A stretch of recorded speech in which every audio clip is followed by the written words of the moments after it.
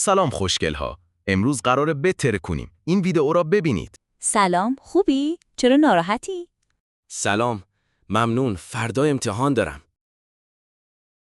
برای ساخت انیمیشن های استیکی ابتدا به سایت canva.com بروید و بعدش با گوگل ثبت نام کنید. Continue with Google.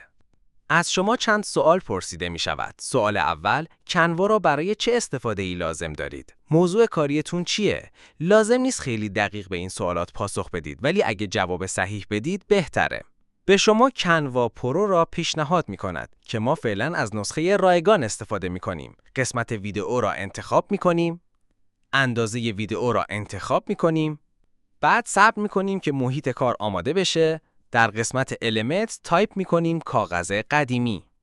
و یک بک‌گراند برای کارمون انتخاب می کنیم. اون را اندازه بوم کارمون می کنیم. بعد دوباره در قسمت Element فیگور استیکی را سرچ می کنیم. فیگورهایی که علامت تاج دارد رایگان نیست. اگه در اینترنت سرچ کنید می توانید اشتراک آن را با قیمت مناسب بخرید.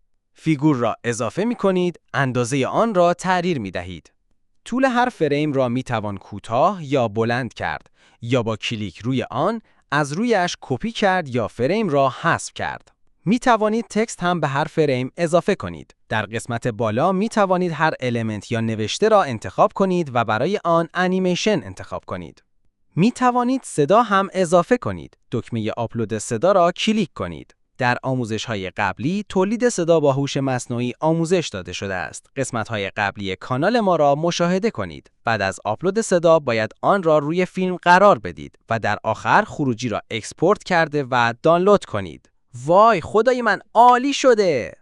برای اینکه آموزش‌های ما را از دست ندید کانال ما را دنبال کنید. لایک یادتون نره.